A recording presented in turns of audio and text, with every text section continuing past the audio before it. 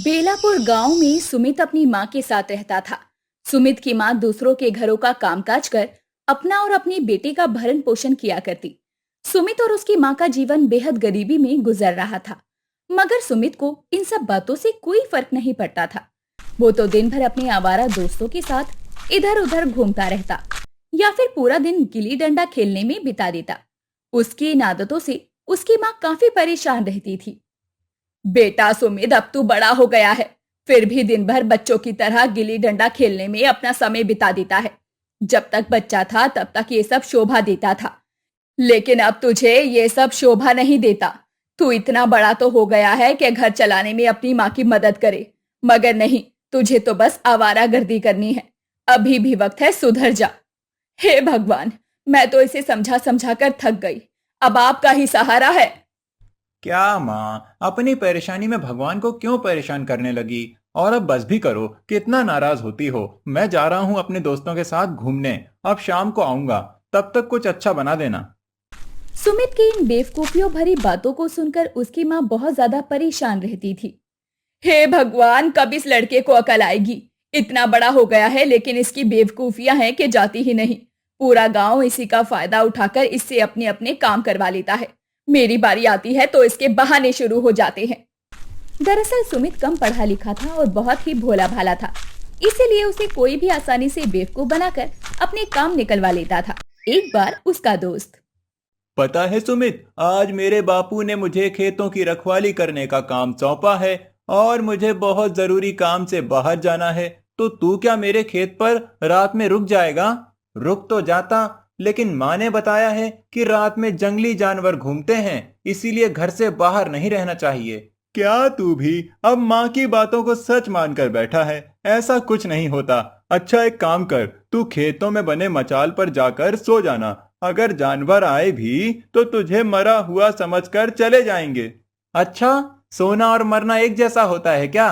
तभी मैं सोचता हूँ, जब मैं देर तक सोया रहता हूँ तो माँ कहती है मर गया क्या। रामू सुमित को अपने खेतों में रखवाली करने को बोलकर खुद शहर घूमने चला जाता है। दूसरी तरफ सुमित रात होने पर रामू के खेतों में बने मचान पर चादर ओढ़कर सो जाता है। इसी बीच कुछ चोर रामू के खेतों में घुस आते हैं और फसल की चोरी करने लगते हैं। तभी एक चोर की नजर सुमित पर पड़ती है और वो अपने साथी से कहता है, अरे भाई, वो देखो, वो कोई सोया है। हमें जल्दी ही यहाँ से भाग जाना चाहिए। चोर की बात सुनकर सुमित कहता है, भाई चिंता मत करो, तुम जो करने आए हो आराम से करो, क्योंकि मैं तो मरा हुआ हूँ, अब सुबह ही जिंदा होऊंगा। सुमित की बातों को सुनकर वो दोनों चोर समझ जाते हैं कि ये बहुत बड़ा बेवकूफ है।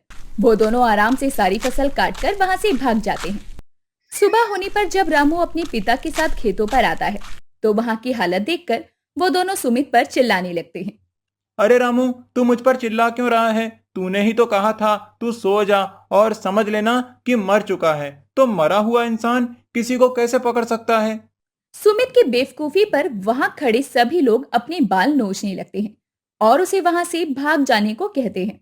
सुमित की माँ को जब उसकी इस हरकत का पता चलता है तो वो बहुत दुखी हो जाती है और उसे डांटते हुए कहती है, मैं तुझसे और तेरी बेवकूफियों से तंग आ चुकी हूँ। तू मेरी बात सुनता क्यों नहीं है? आज से मैं तुम्हारी सारी बातें सुनूंगा और मानूंगा भी। तुम चाहती हो ना कि मैं कुछ काम करूं, तो ठीक है, मैं कल ही बगल के गांव में जाकर कुछ काम खोजता हूं। कल सुबह तुम मेरे लिए कुछ रोटी पका देना। सुमित की बात सुनकर उसकी माँ बहुत खुश हो जाती है और सुबह का इंतजार करने लगती है। सुबह होने पर, सुमित उठ जा बेटा, जल्दी से हाथ मुंह धोकर तैयार हो जा। मैंने तुम्हारे लिए रोटियां पका दी है, साथ में थोड़ा नमक भी रख दिया है। तू इन्हें लेकर काम की तलाश में निकल जा, मुझे भी काम पर जाना है। माँ, सूखी रोटियां मैं कैसे खाऊंगा? कुछ सब्जी भी बना देती। घर में कुछ भी नहीं था, बस थोड़ा सा आटा बचा था, उसी से तेरे लिए 4 रोटियां बना दी है। अब ज्यादा नखरे मत कर और काम पर निकल। अपनी माँ की बात सुनकर सुमित रोटियों की पोटली लेकर काम ढूंढने निकल जाता है। चलते चलते लगभग दोपहर हो जाती है। अब उसे भूख लगने लगती है। इधर उधर देखने के बाद सुमित को एक कुआं नजर आता है। वो वहीं जाकर बैठ जाता है और अपनी रोटियों की पोटली को खोलकर देखता है, जिसमें 4 रोटियां थी। वो सोच में पड़ जाता है कि वो कितनी रोटियां खाए। क्या करूं? एक खाऊं कि दो खाऊं कि चारों खा जाऊं? सुमित बार बार यही दोहराता रहता था। उसकी ये बात कुएं में रहने वाले 4 राक्षस सुन लेते हैं और आपस में कहते हैं, अरे भाई, लगता है कोई ताकतवर इंसान बाहर बैठा है और हम चारों को खाने की बात कर रहा है। अब क्या करें, कैसे अपनी जान बचाएं? हम उसे डराने की कोशिश करते हैं। चारों राक्षस एक साथ कुएं से डरावनी आवाज निकालने लगते हैं ताकि उनकी आवाज सुनकर सुमित वहां से डरकर भाग जाए। लेकिन सुमित तो ठहरा एक नंबर का बेवकूफ। उसे लगा कुएं में कोई गिर गया है और उसे आवाज लगा रहा है, इसलिए वो जोर जोर से कहता है, रुक जाओ, अभी आया। लेकिन पहले इन चारों का हिसाब तो कर दूं। क्या करूं, एक खाऊं कि 2 खाऊं कि चारों खा जाऊं? ऐसा करता हूं, चारों ही खा लेता हूं। सुमित द्वारा इतना कहते ही चारों राक्षस बहुत ज्यादा डर जाते हैं और हाथ जोड़ते हुए कुएं से बाहर निकल आते हैं और सुमित के पैरों में गिर पड़ते हैं। उससे अपने जीवन की भीख मांगने लगते हैं। राक्षस को देखकर सुमित पहले तो काफी डर जाता है, लेकिन फिर हिम्मत दिखाकर उनसे कहता है, कौन हो तुम सभी और यहाँ क्या कर रहे हो? देखो देखो, तुम हमें अपना भोजन मत बनाओ, हमें छोड़ दो। हम तुम्हें एक ऐसी अनोखी चीज देंगे जो तुम्हारी सभी मुश्किलें हल कर देगा। इतना कहकर उनमें से एक राक्षस ने सुमित के पैरों के पास एक चमचमाती पोटली को रख दिया और उससे कहा, इस पोटली को हाथ में लेकर तुम जो कुछ भी मांगोगे, ये पोटली तुम्हें वही चीज देगी। ये एक जादुई पोटली है। अब इस पोटली को लेकर तुम अपने घर चले जाओ और हम सब पर दया करो और हमें जिंदा छोड़ दो। सुमित को कुछ भी समझ नहीं आ रहा था कि वो क्या करे, मगर वो इस जादुई पोटली को देखकर बहुत खुश हुआ। दूसरी तरफ पोटली देने के बाद चारों राक्षस फिर से एक बार कुएं में चले जाते हैं और सुमित पोटली लेकर सीधे अपने घर आ जाता है, जहां उसे देखकर उसकी माँ, क्या हुआ, बड़ी जल्दी आ गया तू तो काम ढूंढने गया था ना? फिर से कोई बेवकूफ बना गया क्या तुझे? बोलता क्यों नहीं कुछ? क्या हुआ माँ, इतना नाराज क्यों होती हो? बोलने दोगी तब ना कुछ बोलूंगा। चल चुप हो गई, अब तो बता काम मिला के नहीं? अरे माँ, ऐसी चीज लाया हूँ कि हमें कभी काम करने की जरूरत नहीं पड़ेगी। ये कहकर सुमित अपनी माँ को राक्षसों द्वारा दी गई पोटली दिखाता है और उन्हें सारी बात बताता है। पोटली देखकर सुमित की माँ पहले तो खुश होती है, लेकिन फिर उससे कहती है, कहीं फिर से किसी ने तेरे साथ मजाक तो नहीं किया? तूने इस पोटली को जांचा भी है या यूं ही बस किसी ने थमा दी और तू मुंह उठाकर घर ले आया? नहीं माँ, मैंने इसे जांचा तो नहीं, पर तुम नाराज मत हो। लो, पकड़ो इस पोटली को और ढेर सारे फल मांगो। नहीं, मैं तो इस पोटली से ढेर सारी अच्छी अच्छी खाने की चीजें मांगूंगी। बहुत दिनों से कुछ अच्छा नहीं खाया है। हाँ माँ, तुम ठीक कहती हो। काफी दिनों से कुछ अच्छा बनाकर नहीं खाया। चलो अब जल्दी से कुछ मांगो, बहुत जोरों की भूख लगी है। ए करामाती पोटली, हमें कुछ अच्छा और स्वादिष्ट खाने को दे दे। ऐसा बोलकर सुमित की माँ पोटली को टेबल पर रख देती है। देखते देखते सारा टेबल अच्छे और खुशबूदार खाने से भर जाता है, जिसे खाकर सुमित अपनी माँ से कहता है, माँ, अब तुम्हें किसी के घर पर काम करने की जरूरत नहीं है। अब तो हमारे पास ये जादुई पोटली है, जिससे हम जब चाहें और जो चाहें मांग सकते हैं। हाँ बेटा, बात तो तेरी बिल्कुल ठीक है। हम कल ही इस पोटली से ढेर सारे कपड़े, जूते और पैसे मांग लेंगे। अगले दिन सुबह सुबह सुमित की माँ ने उस पोटली से ढेर सारे पैसे, कपड़े और जरूरत की चीजें मांग ली। करामाती पोटली से सभी चीजें मिलती देखकर सुमित की माँ बहुत ज्यादा खुश हुई, मगर कहीं ना कहीं उसे चिंता भी हो रही थी कि कहीं गांव का कोई उसके बेटे को बेवकूफ बनाकर उससे इस पोटली का राज ना जान ले। इसीलिए उसने एक प्लान बनाया। वो बाजार से ढेर सारी मछलियां खरीद कर लाई और उन्हें लेकर छत पर चली गई। ऊपर पहुंचने पर उसने छत पर बने एक छेद में उन मछलियों को नीचे फेंकना शुरू कर दिया। घर में मछलियों को गिरता देखकर सुमित खुशी के मारे नाचने लगा और अपनी माँ को आवाज देने लगा, माँ, माँ, कहाँ हो माँ? देखो, हमारे घर में मछलियों की बारिश हो रही है। आज रात तो बहुत मजा आने वाला है। हम खाने में स्वादिष्ट मछलियां खाएंगे। लगता है माँ घर पर नहीं है। खैर कोई बात नहीं, मैं इन सब मछलियों को इकट्ठा करके रख लेता हूँ। माँ के आने पर उन्हें बता दूंगा। जैसे ही सुमित की माँ घर आई, उसने दौड़कर अपनी माँ को गले लगा लिया और उसे सारी बात बताई कि कैसे करामाती पोटली के आने के बाद उसके घर में सब अच्छा और जादुई हो रहा है। धीरे धीरे दिन बीतने लगते हैं। अब सुमित और उसकी माँ अपना अपना जीवन अच्छे से काटने लगते हैं। उनकी खुशहाली गांव के लोगों से छुपी नहीं थी। सभी उनके पीठ पीछे बातें किया करते थे। पिताजी, आपने सुमित और उसकी माँ पर ध्यान दिया है?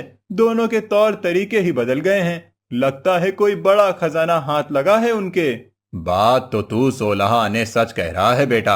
आजकल दोनों माँ बेटे के रहन सहन ही बदल गए हैं। पता तो लगाना पड़ेगा कि आखिर माजरा क्या है। समय बीतने के साथ साथ गांव में इस बात को लेकर खुसुर पुसुर शुरू हो गई, लेकिन किसी के अंदर इतनी हिम्मत नहीं थी कि उनमें से कोई भी सुमित की मां से इस बारे में कुछ पूछे। अंत में गांव वालों ने मिलकर सोचा कि सभी औरतें बातों बातों में सुमित की मां से ये बात जानने की कोशिश करेंगी। और अगले दिन, कैसी हो सुमित की माँ? अब तो तुम दिखती ही नहीं हो, कहाँ हो आजकल? अरे बहन, कहाँ जाऊंगी मैं? और बताओ कैसे आना हुआ? कुछ खास नहीं, सुना है कोई गड़ा हुआ खजाना मिला है तुम्हें, तभी तो तुम्हारी ठाट बाट है। क्या बहन आप भी? किसने कह दिया? ऐसा कुछ भी नहीं है। सुमित के नाना ने उसके नाम पर कुछ पैसे जमा किए हुए थे, वही अब जाकर साहूकार ने हमें लौटाए हैं। सुमित की मां के द्वारा बताए गए किस्से को उस औरत ने गांव में सभी को बता दिया, मगर किसी को भी इस बात पर यकीन नहीं हुआ। सभी को पक्का यकीन था कि कुछ ना कुछ गड़बड़ जरूर है। इसीलिए उन्होंने इस बात के बारे में सीधा सुमित से पूछना जरूरी समझा। वो ये जानते थे कि सुमित भोला और बेवकूफ है, इसीलिए उसे सच जानने में कोई मुश्किल नहीं होगी। सभी मौके की तलाश में लग गए थे। और एक दिन, अरे अरे सुमित भाई, कहाँ चल दिए? लगता है उस दिन की बात से अब तक नाराज हो। नहीं भाई, मैं कहाँ नाराज हूँ। बस माँ के काम में उनका हाथ बटाने लगा हूँ। कहो ना, कैसे याद किया? सुना है तुम्हारे हाथ खजाना लग गया है, तभी तो तुम्हारे दिन बदल गए हैं। हमें नहीं बताओगे कि क्या बात है? क्या तुम हमें अपना नहीं समझते हो? सुमित बेचारा भोला भाला था, इसीलिए गांव वालों की चिकनी चुपड़ी बातों में आ गया, जिसके बाद उसने राक्षसों द्वारा उसे दी गई करामाती पोटली के बारे में बता दिया। तुम ये सच कह रहे हो या मजाक कर रहे हो? मैं और झूठ? तुम्हें तो पता है मैं कभी झूठ नहीं बोलता। सुमित की बात को सुनकर रामू और उसके दोस्त आपस में कहते हैं कि सुमित बिल्कुल ठीक कह रहा है। वैसे भी इतना बड़ा मूर्ख है ये बातें कैसे बना पाएगा? आपस में बात करने के बाद रामू सुमित से कहता है। रामू और अपने आवारा दोस्तों की बातें सुनकर सुमित उन्हें अपने साथ अपने घर लेकर आ जाता है और अपनी माँ से कहता है। माँ माँ, जरा वो करामाती पोटली तो लाना। मेरे दोस्त उसे देखना चाहते हैं कि कैसे वो पोटली इच्छाओं को पूरा करती है। सुमित की बात सुनकर उसकी माँ मुस्कुराते हुए बोलती है। कैसी करामाती पोटली बेटा? ऐसी पोटली तो बस सपनों में हुआ करती है। बेटा तुम भी कहाँ इस बेवकूफ की बातों में आ गए हो? माँ, क्यों मेरे दोस्त के सामने ऐसा बोल रही हो? हमारे पास वो सुंदर सी दिखने वाली पोटली है ना, जो हमारी सारी जरूरतें पूरी करती है। और उस दिन तो उस पोटली की वजह से हमारे घर पर मछलियों की बारिश हुई थी। इतना सुनकर सुमित की माँ हंसने लगती है और कहती है। सुना तुम सभी ने, कभी मछलियों की बारिश हो सकती है क्या भला? तुम लोग भी किसकी बातों में आ गए? और सुमित तुम कहां कहां से तुम नई नई कहानियां बनाते रहते हो। मुझे तो लगता है जरूर तुमने कोई सपना देखा है। सुमित की माँ की बातों को सुनकर उसके साथ आए सभी दोस्तों को भरोसा हो जाता है कि सुमित ने उन्हें अपने किसी सपने के बारे में बताया है। वो सभी उसे कोसते हुए वहां से चले जाते हैं। ऐसे ही समय बीत रहा था और एक दिन सुमित के चाचा उसके घर आते हैं और आते ही पकवान और मिठाइयों की फरमाइश करने लगते हैं। देखो भाभी, मैं तो खाने में मिठाई जरूर लूंगा। तुम जल्दी से सुमित को भेजकर मेरे लिए मिठाई मंगवा लो, और वो भी धनीराम की दुकान से। तब तक मैं गांव के मुखिया से मिलकर आता हूँ। उनके घर में आते ही सुमित की माँ अपना सर पकड़कर बैठ जाती है और उन्हें कोसने लगती है। और तभी सुमित कहता है। माँ, तुम क्यों परेशान होती हो? करामाती पोटली कब काम आएगी? उसी से मिठाइयाँ और पकवान मांग लो। नहीं बेटा, तुम्हारे चाचा बहुत चालाक हैं। वो जान जाएंगे कि ये मिठाई धनीराम की दुकान की नहीं है। तुम जल्दी से जाओ और मिठाई लेकर आओ, तब तक मैं खाने का देख लेती हूँ। सुमित थैला लेकर धनीराम की दुकान की तरफ चल देता है। दूसरी तरफ धनीराम की दुकान पर मालिक, अभी तक दूध वाले ने दूध नहीं दिया। ताजी मिठाइयाँ कैसे बनाऊं? थोड़ी देर में ग्राहक आने शुरू हो जाएंगे। पहले की मिठाइयाँ खत्म हो गई क्या?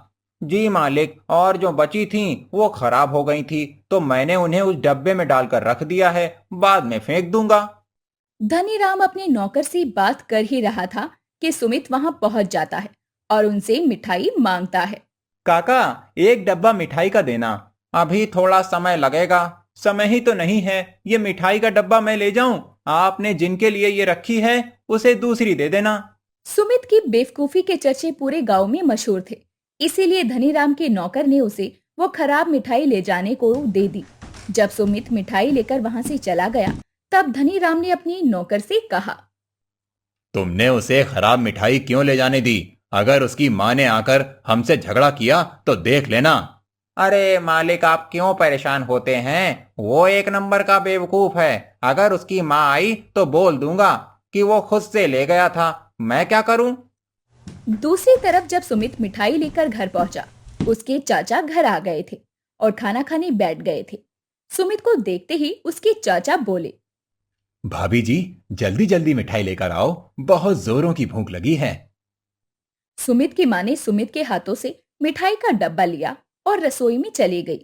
जैसे ही उसने डब्बा खोला, खराब मिठाइयों की दुर्गंध से उसका मन खराब हो गया। वो सुमित को डांटने लगी और तभी सुमित, जल्दी मिठाई ला, मुझसे रहा नहीं जा रहा। चाचा की आवाज सुनकर सुमित जल्दी से वो पोटली लेकर माँ के पास आया और उससे कहने लगा। माँ, पोटली से मिठाई मांगो ताकि चाचा को शांत किया जा सके। सुमित की माँ करामाती पोटली से मिठाई मांगती है और सुमित के चाचा को खाने के लिए देती है। मिठाई खाकर और कुछ दिन रहने के बाद वो अपने घर लौट आते हैं और सुमित और उसकी माँ शांतिपूर्वक अपना जीवन जीने लगते हैं।